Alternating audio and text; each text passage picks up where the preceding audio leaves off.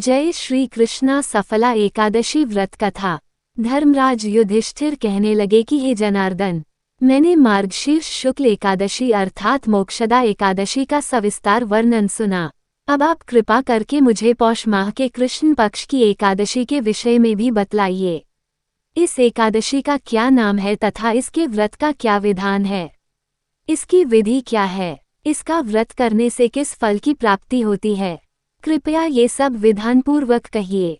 भगवान श्री कृष्ण बोले, पौष माह के कृष्ण पक्ष में आने वाली इस एकादशी को सफला एकादशी कहा जाता है। इस एकादशी के देवता श्रीनारायण हैं। विधिपूर्वक इस व्रत को करना चाहिए। जिस प्रकार नागों में शेषनाग, पक्षियों में गरुड़, सब ग्रहों में चंद्रमा, यज्ञों में अश्वमेध और देवताओं में भगवान विष्णु श्रेष्ठ हैं, उसी तरह सब व्रतों में एकादशी का व्रत श्रेष्ठ है। जो मनुष्य सदैव एकादशी का व्रत करते हैं वे मुझे परम प्रिय हैं। इसका माहात्म्य मैं तुमसे कहता हूँ, ध्यानपूर्वक सुनो। भक्तवत्सल भगवान श्री कृष्ण कहने लगे कि धर्मराज, मैं तुम्हारे स्नेह के कारण तुमसे कहता हूँ कि एकादशी व्रत के अतिरिक्त मैं अधिक से अधिक दक्षिणा पाने वाले यज्ञ से भी प्रसन्न नहीं होता हूँ। अतः इसे अत्यंत भक्ति और श्रद्धा से युक्त होकर करें। हे राजन, द्वादशी युक्त पौष कृष्ण एकादशी का महात्म्य तुम एकाग्रचित होकर सुनो। सफला एकादशी व्रत कथा। चंपावती नगरी में एक महिष्मान नाम का राजा राज्य करता था। उसके 4 पुत्र थे। उन सब में लुम्पक नाम वाला बड़ा राजपुत्र महापापी था। वह पापी सदा परस्त्री और वेश्यागमन तथा दूसरे बुरे कामों में अपने पिता का धन नष्ट किया करता था। सदैव ही देवता, ब्राह्मण, वैष्णवों की निंदा किया करता था।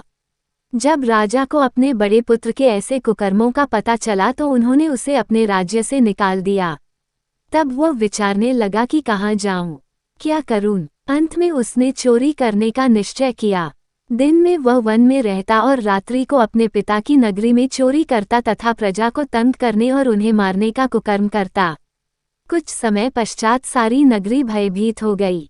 वह वन में रहकर पशु आदि को मारकर खाने लगा। नागरिक और राज्य के कर्मचारी उसे पकड़ लेते किंतु राजा के भय से छोड़ देते। वन में एक अति प्राचीन विशाल पीपल का वृक्ष था। लोग उसकी भगवान के समान पूजा करते थे। उसी वृक्ष के नीचे वह महापापी लुम्पक रहा करता था। इस वन को लोग देवताओं की क्रीड़ा स्थली मानते थे। कुछ समय पश्चात पौष कृष्ण पक्ष की दशमी के दिन वह वस्त्रहीन होने के कारण शीत के चलते सारी रात्रि सो नहीं सका।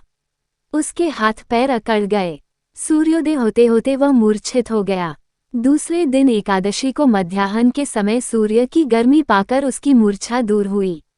गिरता पड़ता वह भोजन की तलाश में निकला। पशुओं को मारने में वह समर्थ नहीं था, अतः पेड़ों के नीचे गिर हुए फल उठाकर वापस उसी पीपल वृक्ष के नीचे आ गया। उस समय तक भगवान सूर्य अस्त हो चुके थे।